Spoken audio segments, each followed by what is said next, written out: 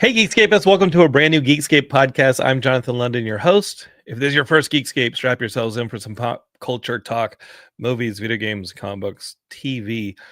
Specifically here on this episode, we'll be talking all about the Fantastic Four First Steps. This is our special here at Geekscape where Ian Kerner and I sit down and we kind of hash things out.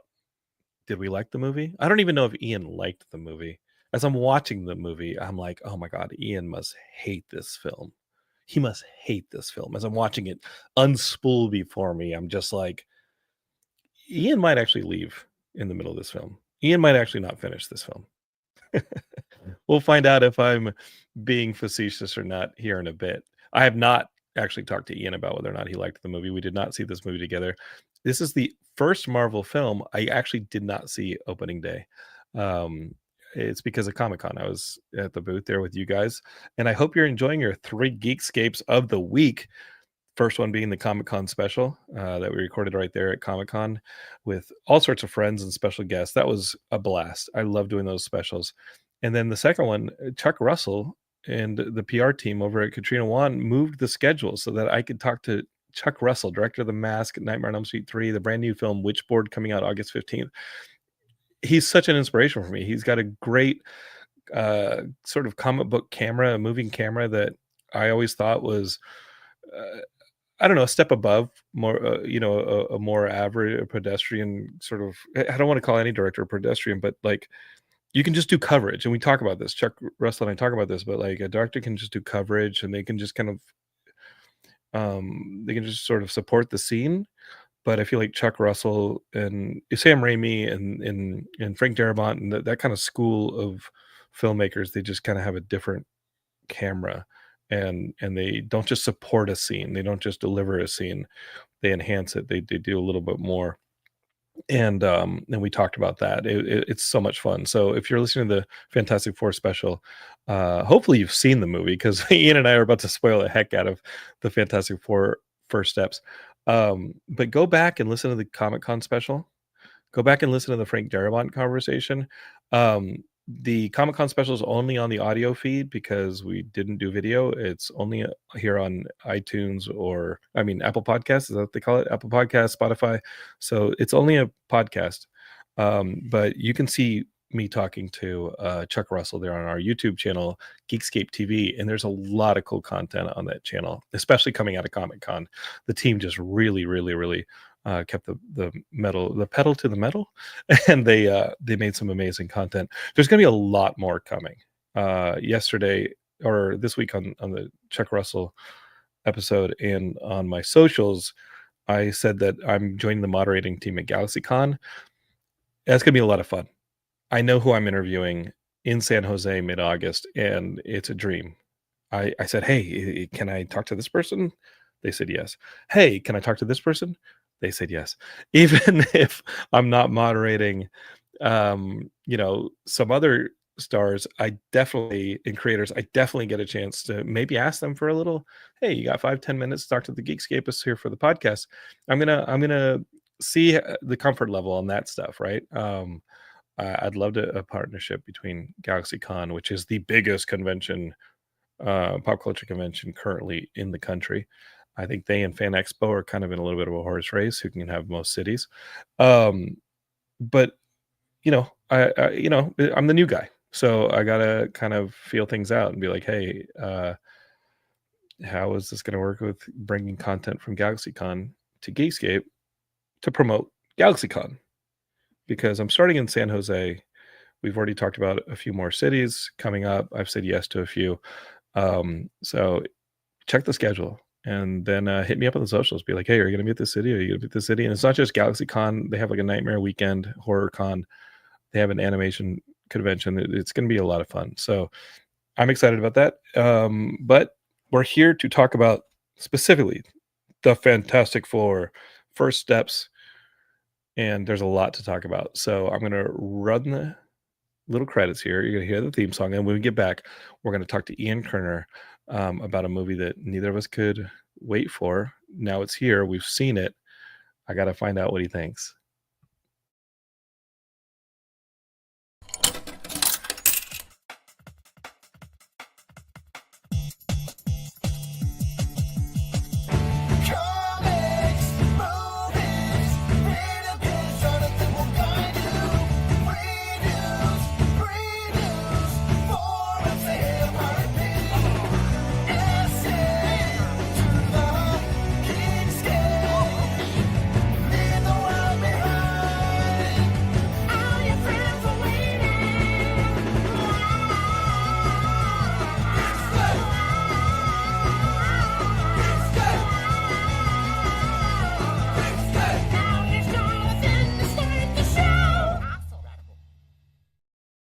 All right, Geekscapists, if you're watching this live on Facebook, Twitch, YouTube, then I hope you've seen the brand new film Fantastic Four First Steps, because Ian is about to jump in here and we're going to immediately start spoiling the heck out of it. And what's great is I made it all through Comic-Con without having this movie spoiled for me. I knew who was in it. I knew the characters that were in it. I'd seen the trailers, but the major plot points that we're going to be talking about were things that I would briskly walk past the Marvel booth and be like, nah, nah, nah, nah, nah, like covering my ears, my eyes. You could take a photo with Herbie. It was a long line. I really did avoided the Marvel booth because I specifically did not want Fantastic Four First Step spoilers. And I made it. I made it through Comic-Con without the spoilers. Galactus even walked past my booth. Have you seen the big cosplay Galactus? It's like 8-9 feet tall. It's really an impressive piece of cosplay. I sat in the theater and I was like, okay, I know what this movie is. I know it's Silver Surfer. I know it's Galactus. I know it's Fantastic Four. Ian and I have talked at least for a year about what we think might happen in the movie. Let's go. Let's see where we land on things. And I'd like to say it was a little bit of this, a little bit of that. We were right on some things and we were not on others. And to hash those things out with me, I'm going to welcome my good friend Ian Kerner. Dude, we saw it. I The saw it. Fantastic Four, the first steps. So first, let me say something to you, because I was at Comic-Con and I actually told you how cool the FF booth was, and you were like, "No, Yeah, no, I'm not going." And that was a mistake, because it was really cool and it didn't really spoil the movie. Ian, I was there 5 days. Like, I saw the commercial, but I I'm saying, wasn't immersed. it was, they did some cool immersive stuff in there. Yeah. Without, it didn't ruin the movie at all. In fact, it made me that much more excited. Oh, I was at an 11 when I sat down on a 10-point scale of Fantastic Four movie, from the casting to the character designs. Once the stuff about Galactus started coming out, there's a trailer that you see him walking through Midtown Manhattan. I saw the Herbie, I saw some of the robots that were there at Comic-Con. I saw the bearded thing, which was which I'd seen briefly I before, saw it in but the trailer. Yeah. now I'm like, okay, I was like, okay, John, let's just go cold turkey until you're able to safely sit in a theater. I saw the movie, and the entire time I'm watching this movie, I was like, Ian must hate this film endlessly. It's just Ian loved this movie. Yeah, it was Ian, pretty great. I mean, look, Ian, if Ian's anything like Jonathan, he was welling with tears that this movie was happening in front of him. I was very, very happy with the movie. I felt it. I'm curious to see it a second time, because I found the pacing a little funky. I didn't think it's a perfect movie. The pacing's a little funky, but I still love it, and I actually expect to like it more a second time, because I don't think that it will bother me as much. I mean, here's the thing.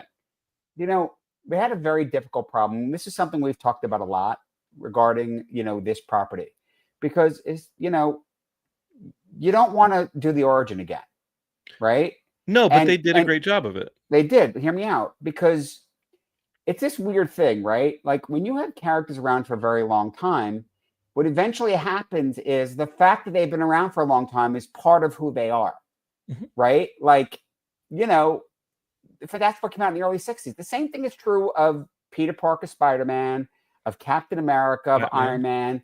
The idea Superman, when Ed Meany arrives, Batman, they're veterans. They're not young. They're not new to it, So when you do the story about them being new to it, there's something major missing. Okay, now this is what I love about this movie. And the funny thing is, they call it First Steps, and it was clever, because you think it's talking about it being like an origin, like it's the early days. No, they're talking about Franklin. The whole movie's about Franklin.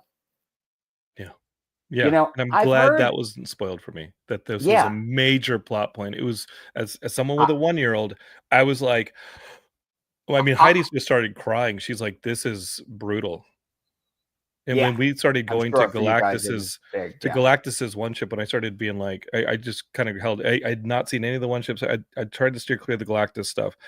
And when it starts turning into almost a freaking alien movie, like a horror movie, like this ship is from Alien, I kind of turned to Heidi and I said, this is going to get really scary, and I hope you're ready for it. But Yeah. then when he asks for Franklin in exchange for sparing the planet, I was like, this is actually a beautiful script, and this is an incredible script about family. And then when he engages the entire world as an extended family, I'm like, the capital letters family is what these characters are about, what this book is about, and what this film is about, and they nailed it. Well, by the way, and that's my point. When I had actually heard that, we were going to get Franklin in the movie, and even though that's been spoiled for me, that actually made me really look forward to it, because I knew, oh, good, because that's truly embracing. It's the first family, and yeah, sure, you have Reed married to Sue, and John is her brother, and Ben is the close friend, but till at least one of the kids are born, that's when it really becomes a family, and that's the thing. I mean, Franklin's been around in the comics since I think 1969 or something. Yeah, in the comics in 1961, so he's like early. Relative to now, that's a very long time. Relative to Galactus and the Silver Surfer. Yeah. And the Black Panther and the Inhumans and all the characters that were introduced by Lee and Kirby back then. Yeah. Franklin is one of them. And Ian, I met people, and I know people, dear friends and really talented individuals, who said this movie was dull, boring, and they didn't get what Ben was doing in the movie. He didn't have much to do, and I can just tell you that Ben was the heart of the family. Yes, he kept it together. I loved that Johnny was not played dumb. I love that Johnny is smart enough to have been on that ship, and he proves it by creating a Rosetta Stone. Yeah. So these are my issues. You have issues. My issues are that it freaking ended, Ian. Okay. My issues are that the movie ended. So I'm a little more critical, and I don't agree wholly with some of those criticisms, but I understand some of them. So first off, let me say this. So I think you remember way back to not the first, let's call it the second version of the movie. The Corman version wasn't released. We're going to talk about that. You're talking about Tim Story version. Yeah. So the Tim Story version, I remember being very upset because the Ultimate Fantastic Four comic had already come out. And what I liked about that comic is it gave this great blueprint that, hey, guess what? Everyone has a function. Like Sue was the doctor, and the opportunity was right there in that movie. And then they come back and they have redoing the analysis of them. And I'm like, just have Sue do it. Like do that, give her something meatier, She can make things invisible. Like she can actually see inside their bodies. Yeah. So this movie did a bit of what that movie had done, which make them astronauts. I wish, other than Johnny wanting to get back out into space, I wish I had a feeling that they were astronauts more, but they did do a good job. Great. Ben's a great pilot. Johnny acted like he wanted to get back to space. And Sue at least was involved in enough other things that she was clearly, a very intelligent woman. Diplomat. That was she's respected by the world over, plus Mole Man. So I liked that, even though I didn't really see how she was an astronaut. Sure. But I did like that. I felt performance-wise, Pedro did not just do typical Pedro. So I thought he was really good. Vanessa Kirby's always amazing. Is there a typical Pedro? Is there a typical Pedro? Yeah, there's certain roles where it's like he's just kind of like, all right, he's doing the thing. Like when he's you look so charming. Yes, absolutely. Have I been charmed to the point of not seeing a typical Pedro performance? I think maybe. I'm just saying, like, is there a huge difference between the Mandalorian and Joel on Last of Us? Yeah, one has a mask. Right. So you see my point. Yeah. And listen, I like Pedro, and I think he did a great job. And I mean, look, after his appearance in that last Wonder Woman, and I give him credit for trying to do something different in that. And he said he doesn't want to be clean shaven again. He said he won't do it again. Yeah. I think he's handsome regardless. Yeah, but the Pedro was great. As I said, Vanessa Kirby is always great. I didn't think Joseph Quinn did anything wrong. I think he did a decent job for what he was given. I don't know. There was something off for me in the characterization of Johnny. I did like that they gave him more to do than just, be the idiot. I love how active he was. I like that he was intelligent, but I felt that there was, I don't know, it felt like there was something missing for me. And honestly, my big issue with this movie is I've heard rumors that, we know that they shot a lot more. My understanding, it was still not a short movie. And what I'd heard was Marvel was very worried up until the last few weeks. They were editing a lot. And as we know, like Malkovich ended up on the editing floor. And, you know, I've asked around with people I know, and all I've heard is they edited the movie a lot to get down the time, and Malkovich ended out, you know. But They've this was moved not around where, Marvel's level of editing. Like the Marvels felt edited to the yeah, detriment of I the agree. film. I agree I with you. think I want more of the Marvels, and there were parts in the Marvels where I felt like character moments were curtailed, I plot agree. elements were I agree. curtailed, and I would love a bit, you know. And people are like, "Wait, you want more of the Marvels?" Yeah, I would love to see Yeah, those I'd like to see what characters else there was. get some really justifiable moments, and they're more connective tissue. This movie, it just clipped. There's so much Yeah. in it, and it's not like Well, Superman where there's a lot in it and it's a lot of characters.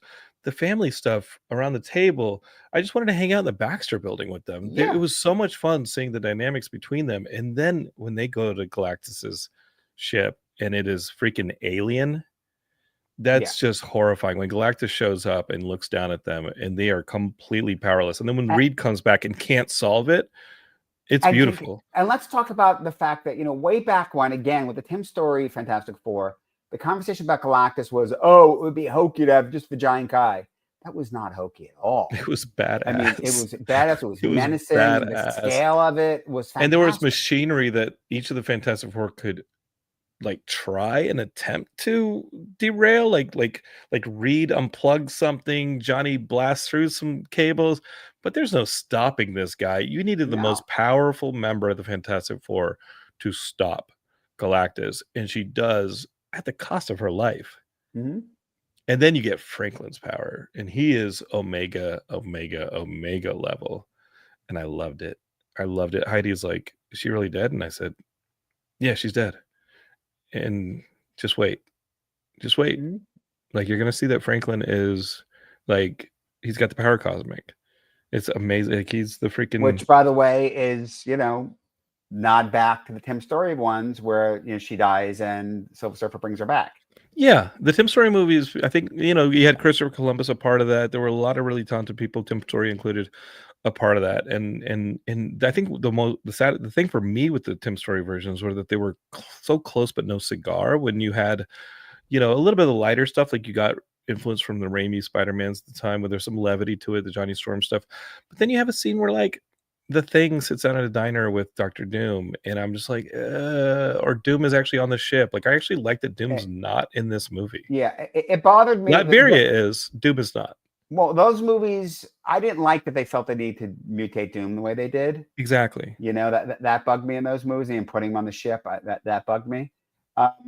You know, listen, those movies are flawed. We know that. This is so much better. The world building is fantastic. I actually look. You know, we had debated, you know, having seen the end credit scene from Thunderbolts, which is actually just a piece of the Doomsday movie, knowing they're coming. And the big debate was, is the incursion going to happen here? I figured definitely not in the main part of the movie, but maybe we'd see that in the end credit scenes. We didn't get it. You know, now I'm wondering, like, honestly, I'm sitting there in the movie when the populace turns on them and wants to kill the baby. I'm like, oh, screw these people. You know, good. Let this planet get eaten. Then by the end, they all come together. I'm like, oh, I don't want this planet to go away. Yeah. And, Not when you see Stan Lee and Jack Kirby in the window, yeah, with the Timely Comics. Like, the Geekscape is be looking for that shot of Stan and Jack in the old Timely Comics office looking out the window. That got my heart. And then the original Fantastic Four actors from the Corman version, like seeing them, just seeing it was such a love letter, Ian. It was I'm so in love with this movie. And I got Superman, I got this, I had a beautiful Thunderbolts movie. I have this great Ironheart series. Yeah, I'm having a blast at the. It's a bummer right that it's funny. So my stepson and my wife went with me to this, but they didn't see Thunderbolts. And Dashel, my stepson, was like, "Oh, this is the best Marvel movie in ages," because he hasn't been interested. He didn't see Cap either. And you know, obviously Cap flawed, but Thunderbolts is a really good movie. Thunderbolts is really good, but you know, but Dash is right. Thunderbolts is a really good movie, but Dash is still right. This Fantastic Four movie is one of my top Marvel movies, period. Ian, I'm so in love with this movie, and I love that even though The Incredibles took a lot from it, it was fun and great. And then you have an Incredibles-like newscast series, you know, moment in the beginning where he just starts clipping. They just start clipping through villains, and they just start clipping through them. It felt like a comic book, like, retrospect. Like every now and then you get that comic where it gives you the history And and Reed does has that in several improved the pages and city. stuff. And I Yeah, it was tell great. and I'm telling Heidi, I said, and she's like, he seems cold. Like when he says it's unethical, this whole thing with Galactus and giving, she's like, how is it ethical to give Franklin to Galactus? I was like, well, he's a lot like Spock. He's very much like for the good of the many, and he's more He still logic than doesn't do heart. it, but He he's just doesn't do it, but he's stuck. he's distancing himself emotionally for the sake of the analysis, but the emotions aren't not there. He's just able to put them aside to do the analysis. And I said, And that's the Heidi, classic. he's strong. He's smarter than Tony Stark. Just look at what he did to the world with his technology, with his existence. Tony doesn't really do that. Tony creates a robotics expo, and Tony's great. But this movie shows how the presence of Reed Richards has changed the world from what we know of our MCU, the 6160 or what we got. This 858 one 828. is the 828 that we see in this movie. It's Kirby's birthday. It's Kirby's birthday. We get that at the end. This is a completely different world because of the presence of Reed Richards, to the point where the emergency crews are already taking care of the villains for the Fantastic Four. And can we shout out my guy, my brother's tag team partner in wrestling, Paul Walter Hauser, as the Mole Man? We kind of guessed he was going to play Mole Man. I don't know if Geekscapists know that he, my brother trained him, and he was going to do. I think he was going in for the Thing audition, but he's the Mole Man, and he was great when he comes in, and he loves Sue, but he doesn't like Reed. And then he's like, "Clean your, don't wipe your feet." Just kidding, it's all dirt. Like, dude, That was funny. I texted our boy Hauser, and I said, dude, I get to see you twice, because he's also in this Naked Gun movie. I said, dude, you were so great. The Fantastic Four movie. I'm just completely in love with this movie. And as I'm watching it, he's having a good summer, huh? He's having a great summer, dude. Hauser's having a good summer. I don't know if he's getting any more wrestling in, but he's a good dude, and I'm so happy for him, dude. This movie was Cobra Kai will never die. I can't wait to see this movie again. I want to see a doubleheader of this and Superman. I love both of these movies so much. They're like this with me. They're both hopeful and positive, and I'd be down to do that. I can't. Ophelia will never let me. Heidi will never let me, because Ophelia will never let me. But man, am I going to see both these movies in the theater again? And I better hurry on Superman, because I hear it hits digitals on like August 15th. Really? It's coming to digital fast.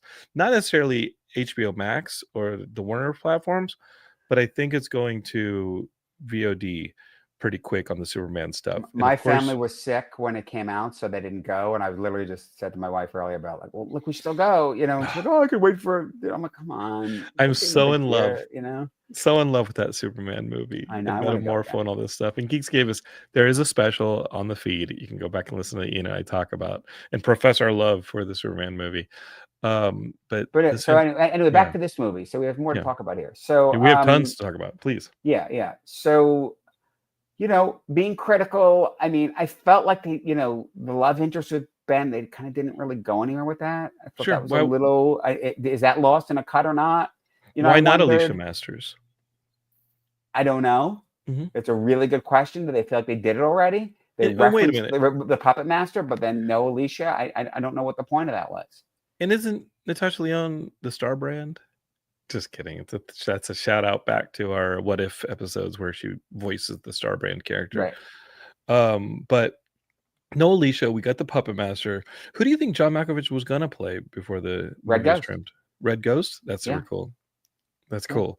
What else did you hear might be missing from this cut of the movie? And do you think there's a chance we might get an extended version of the movie? I think Marvel's been. I don't think Marvel really does that, do they? I've never seen them do that. We might get, they may officially release the deleted scenes, like put them on Disney Plus or something like that. Sure. And I'd really like to see what was cut. Yeah. Because I think a lot of that stuff was like, I don't even know how far they got in VFX. I think a lot of it was done, so I would love to see those scenes. If they're trimming up until a few weeks ago, that stuff was probably done. Yeah, exactly. And I'm completely in love with this movie. Ian, Herbie, how great is analog Herbie? And then they switch out like space, home, and all the different tapes. I thought Herbie was so cool. And so, I did a little research on a question you and I had, because there's this myth that all right, so Herbie came about. There was a couple of Fantastic Four cartoons. The first Fantastic Four cartoon was like they would adapt the comics the same way they did Captain America and Iron Man, Incredible Hulk, and yeah. Like the Electric Factory days of the early 70s, late 60s? That was like the late 60s. But then they did a new Fantastic Four cartoon. I think it was like late 70s. Mm-hmm. And so there's this myth that Human Torch is not in it because they didn't want to have fire and kids playing with fire. Apparently that's not true. They had licensed the Fantastic Four. They were going to try to make a movie back in the 70s. And it didn't go anywhere, but apparently they needed some kind of sign off. I don't know if it was the actor, something about the Human Torch was an issue because of the license. So that's why they did Herbie instead of the Human Torch in that cartoon. It had nothing to do with kids not setting themselves on fire. No. Okay. No, okay. They didn't care about kids setting themselves on fire in the 70s. Well, now they have a robot. And then when Superman 3 came out, kids tried to turn themselves into robots. And by the way, and then they brought Herbie into the comics. I think it was around issue like 209. Mm-hmm. And they actually made a reference to, Herbie being in the comic because Johnny wasn't available to sign some papers. That's really funny. Yeah. Ian, we have somebody we got Lanterns Live. I think that's our good friend Ralph Oppel. You guys should actually subscribe to Lanterns Live, especially when that Lantern show comes out. Ralph's going to be the source. He said Reed doesn't build the crib. Sue's trying so hard to connect to the baby emotionally. Yeah, Reed being a little distant, not building it. When she sees Herbie building the crib, my heart sank because I had those conversations with my own wife. Not that I'm Reed level intelligence. But I mean, I agreed with Reed. I was like, I got other shit to do. I got doing it. I took care of it. But then I love the scene where he wants to analyze the baby. And she says, do you want to see the baby? And then she makes her stomach invisible. And that was awesome. It was beautiful. Beautiful. Heidi's, I think that was her first, second, third cry of the movie. When Galactus asked for the baby, she just straight up gasps and is like, what is going to happen? And then when they place the baby in the gate as a bait, she's like, what the hell is happening? And then when you see him with Herbie and you think Herbie's a goner, Lanterns Life, Ralph, he also asks, maybe Alicia Masters is in our MCU. Maybe. Sure. I mean, look, we've talked about this on many of the other specials. This is going to Secret War. Marvel's taking a long road to get to fix the fact that they didn't have the rights to everybody. Yeah. Ultimately, Feige's already essentially teasing it. He's saying, yes, we're going to reboot, after Secret War. It's going to be a soft reboot. They're going to keep certain things. And we're going to have younger X-Men actors. Yeah. So, and it's interesting. We all thought they got the rights. It's like 6 years ago now, and they waited and waited and waited. And it's kind of weird because in the one sense, we were like, okay, well, they're giving you time for us not to remember those other characters. And now they're just going straight back to using them. So that's sort of thrown away. But the big question for me is how quickly. Like, honestly, it's a missed opportunity to not introduce in some way at the end of Secret Wars your new Iron Man, your new Cap, your new X-Men. But the question is, will they have that together to have at least cast people by then? And have, how you want them to look and all that. Because, you want to at least see them. I don't know that we're going to get that. It doesn't seem likely, Right. I mean, but it's certainly possible. The fact that Feige's saying that they're doing it with Cap and Iron Man makes me think that they're trying to get that for the movie. I mean, not Doomsday, but for sure. No, not for Doomsday. Secret no, War, it would be at the end of Secret War. Right. You know, look, on your left, and it's brand new characters. Doomsday. So, and this is a good segue to, obviously we're going to talk about the end of this movie and Doomsday in general. So, I do think the plan was always to bring Doom in. I think the plan would have been to bring Doom in at the end of what was going to be the Kang Dynasty, right? So instead, you'll just have Doom come in earlier. I assume they'll at least make reference to Kang, if not show him, and Doom taking something from him, taking power, whatever else. But we just remember, Loki is actually at the nexus of all reality right now. And that's, I mean, he's got to play a big role. Does he replace the miracle, the Molecule Man, as the person who maybe Doom uses to rewrite reality and suck some power away from? Maybe. Because in Secret Wars, the comic Geekscape Yeah. it was the Molecule Man that helps Doom go back in time and rewrite all of reality, at least in Hickman's run. And that's how he recreates things in a battle world, and they kind of amalgamate the Marvel universe from all these different realities. So maybe, into one. I mean, look, and at the end of Multiverse of Madness, we had that set up, that incursion thing, which we expected maybe there was going to be a third Doctor Strange. Seems to me like we get Strange and Clea, even though Benedict Cumberbatch made a statement like, oh, he's not in Doomsday, but he's in Secret War. And then he kind of took it back. Like, I think he has to be, right? Yeah, I mean, who knows? I'm excited to wait and see, kind of. Yeah, but I'm excited. Yeah. I'm excited. But so I felt for a while, the fact that they didn't actually show Downey's face was interesting. It's cheaper on the Fantastic Four production. I couldn't decide if it was about money or not. Here's the thing. My personal hope. It's a great tease. I didn't want to see it. I didn't want to see Doom. It's a great tease. My personal hope is, I mean, it's possible they go another way, but I think they're smarter than that. I don't think they cast down, just went, well, whatever, he's a great actor, doesn't matter, he can just play this other role, and everyone's just going to pretend he doesn't look like Tony Stark. Now, I don't think that's what it is at all. I think what they're going to do is, first of all, you have to remember in the comics, Doom has the ability to like switch bodies with people and stuff. I told Heidi that he is a Sorcerer Supreme level sorcerer, as well as an inventor and all these things. But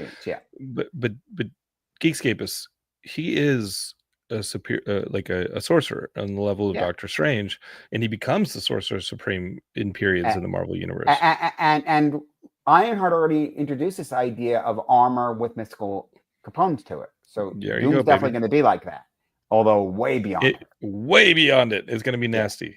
Yeah. And I can't wait. So what I'm saying is, I hope, and I kind of expect that we're going to get some version of a classic Doom with the scarred face.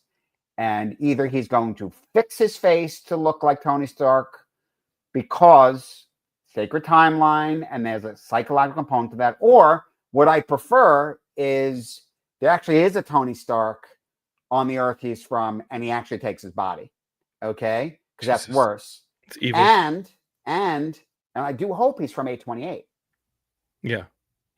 Okay? Because the fact that they kept showing the Latvian seat empty. Now, look, it didn't really make sense to me. Doom was never the guy that's at the United Nations. No, he would send a bot. But that's what they were implying. He'd send a robot. Right, or whatever. But that's what they're implying, right? They're implying that he wasn't there and he exists and he should be. That's the implication. Where is he? Well, he's off in the multiverse doing other shit. So he's not around right now. He is a master manipulator of that stuff, yeah. So that's my hope and kind of my expectation. Ian, did you expect to see Sue pregnant in that flash forward in the mid-credits of 3 years later? Where do you see Franklin now as a 3 or 4 year old? And then, we got Valeria coming, and Valeria is 4 years later. 4 years later, like you have Valeria coming, and I love that we started this movie similar to Superman. That 3 hours, 3 years in, they've been doing this stuff for 3 years. Like Superman had been doing it for 3 years, but Valeria is the one that's tied to Doom. That's the Reed Richards child that's tied. I mean, Doom's her godfather. Yes. What? And named after his mother.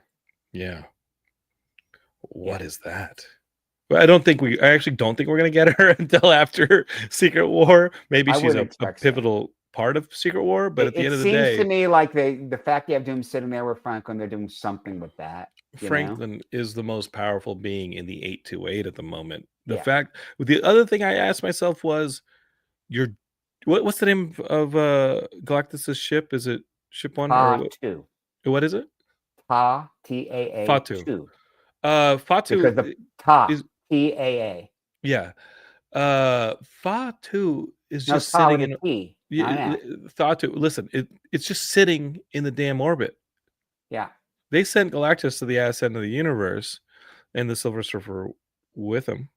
Which, by the way, is the 2015 Fantastic Four that he's trying to create the teleportation device in that movie and can't get it right, and this one he just does it.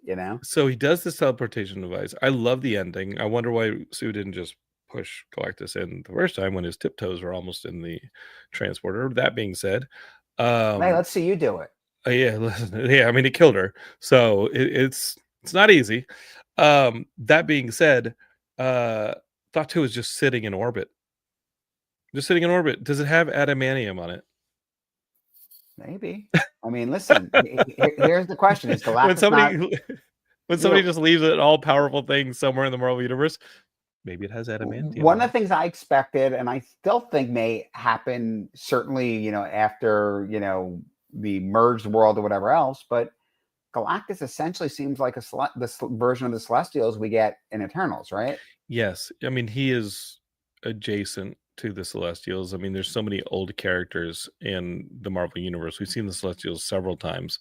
I wish they were used more in Thor 4 because you see them present in Zeus's chamber. I was like, yo, Yeah. do something with the Celestials, do something with the Celestials. But here we've got this like really amazing ship and this world eater just resting in orbit over So, Earth. yeah, I mean, You think Reed's not going to go up there and start figuring this stuff out and learning from it and trying to devise something? you would think so. Look, obviously, something happens, they make a multiversal jump. Yes. So I kind of wish that we'd you're had a figuring that out. different Fantastic Four themed end credit in Thunderbolts, because you keep waiting for a scene similar to that where they're making a multiversal jump or this and that. But I think that Doom is somebody who he probably just toys with the multiverse back and forth anyway. When we meet him in Doomsday, he might be somebody who's very familiar with these jumps. Right. And look, here's the bottom line: is we all expected a end credit sequence that would connect to the other end credit sequence, but the truth is, the one we got is more organically tied to the rest of this movie. Mm-hmm. I mean, again, as I said before, it's first step. Like, this movie is about Franklin. Mm-hmm. From the opening scene to the end credits, this movie is about Franklin. It's awesome. Right? It's incredible. Yeah, I love this movie, and it was not. It was to me. It was just the only pacing issue was that I knew it was going to end. I loved every moment of this movie. I kept saying under my breath, "This is perfect. That's perfect. This is perfect. The look of everything is perfect. The tone is perfect. The heart of this movie and what this movie is about, not just Franklin but family. Like, this is a perfect movie to me. I loved this film. I cannot wait to see these characters again. I hope that, no offense to the rest of the MCU, I hope that they're not diluted. I just hope the scripts, James Gunn came out and said, like, the thing with his DC that he really focuses on is the scripts, right? Like, the scripts aren't always ready from the beginning of the MCU, and the MCU's had so many amazing successes. I mean, name a more successful run of any studio in history, period. But there's that story that when Jeff Daniels showed up on the set of Iron Man, he turned to John Favreau, and Robert Downey was like, "Is this what you're just improving some stuff?" And he's like, "Yeah, have fun. Let's have some fun." And they made a great movie in that first Iron Man movie. You mean Jeff Bridges? Jeff Bridges, my bad, Oh, okay. not Jeff Daniels. Like, Jeff Daniels. Jeff Daniels would have been amazing. Jeff Bridges, right? Yeah, Jeff I was Bridges. like, Jeff Daniels. My apologies. My apologies. when Jeff Bridges showed up to play Stan, Obadiah Stan, like that like shocked them how much improvisation was happening on the Iron Man set. And I think that stuff is still going on a lot. The fact that the I Am Iron Man thing came from Downey improving it and going, let's keep it, It is and it's the center of that whole, I mean, it's the end of it's the cap on the whole Infinity Saga. It's awesome. Yeah. But you've got this this thing about the improving and stuff, and I feel some of it in this movie, but the scripts, and tragically, we saw this with Cap 4, a movie that I enjoy, but damn, did I want another rewrite on that Cap 4, because all the pieces are there. That's one thing I get with the Eternals, with the Marvels, with some of the ones that don't hit the target. Like, there's so many talented writers in the rewrite. It's just like it's like a draft or two. All the elements are right there. It's worse than that, because they had it and then they start cutting it up and they get nervous and not happy with what they have. And perhaps these movies are tested. Then you start doing reshoots and trying to put a jigsaw puzzle together that doesn't all fit. Go back to the pages. Geekscape is like every solution to these movies that you see in these scripts. From Betty Ross should have been the solution to the Red Hulk and things like this. Like, she's in the movie anyway. Like that should have been that. I mean, when Sam has already tried talking him down Chuck him down again shouldn't be the beat that solves the Red Hulk. Like you just talked him down again, but this time it worked. No, Betty, something new had to be introduced, and like, you're gonna have Betty in the movie anyway. Like Betty should have been in that final scene, but like little stuff like that is all there. But it's that stuff's happened in the books. The books are such a wealth of there's such a resource for these stories. This is a movie right here with the first steps where it just feels. I think this is top 3, maybe the top movie that is the most faithful to those comics. Truly faithful, and I loved it. It celebrated it. It was faithful to it. It didn't wink at it. It didn't talk down to it. It embraced this stuff, and it was Kirby. And could you imagine his other creation, the Eternals, treated with the same level of like reverence. That's the word, reverence, to his books, with like the majesty of the Eternals, and treated the way that Kirby treated those characters. The Inhumans, these are characters that were a little bit of missteps when they're brought to life. Like that, there's such a guide for this stuff. I want to see that, and then in whatever this phase is that's coming up, whatever the reset does, I want to see more of that. Yeah, well, that's the thing. The reset enables them to do, to fix whatever they want to fix. Mm-hmm. But what shouldn't they fix, Ian? Fantastic Four. Well, that's the thing, is they're going to put him in the 616. So how's that going to work? So it's going to be different, right? Yeah, but the X-Men, I think they have to. Mm-hmm.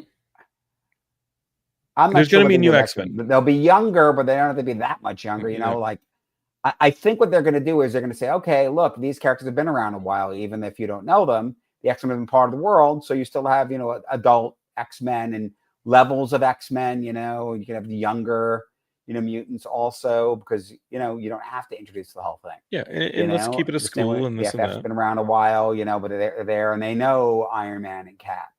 So Ian, if you are at the beginning of this post like Secret War reset, what are the things you would keep, and what are the things that you would reassess and reintegrate and kind of reapproach and introduce? Because you have certain actors that are associated. I mean, I think we're going to get T'Challa back.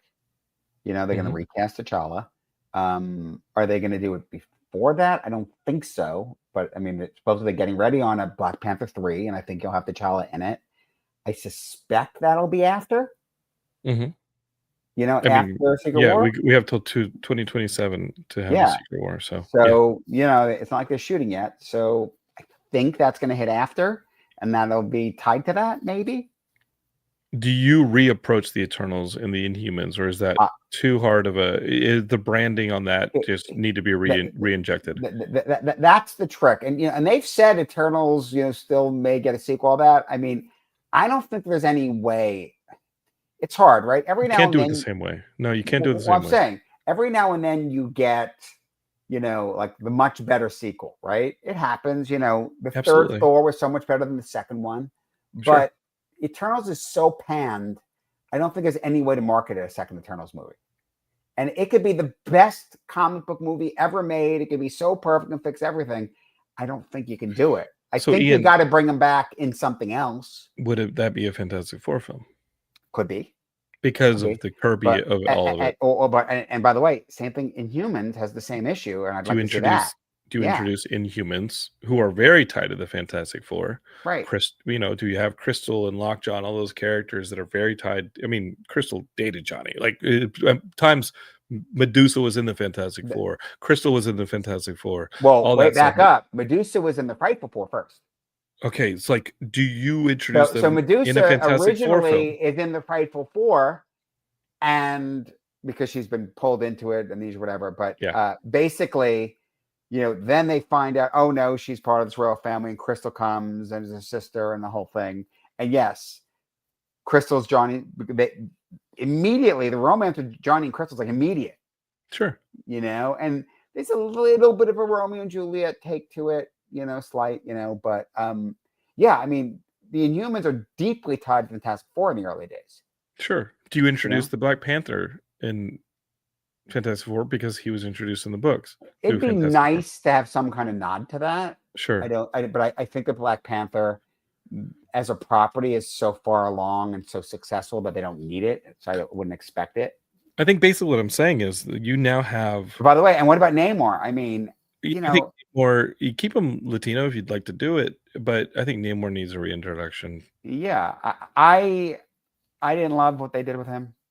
I think it was not. Yeah, but you make it. You just give us Atlantis. I know that the Aquaman stuff exists, but just give us Atlantis and give us the. Just make him a jerk. Yeah. Give us Namor. Come on.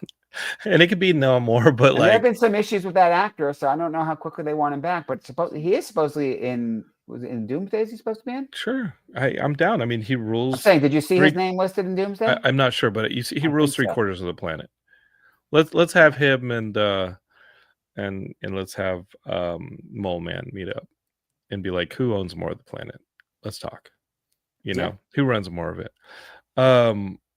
I would be interested to see like the Ian Kerner post Secret War draft and be like, who do you keep? Who do you trade?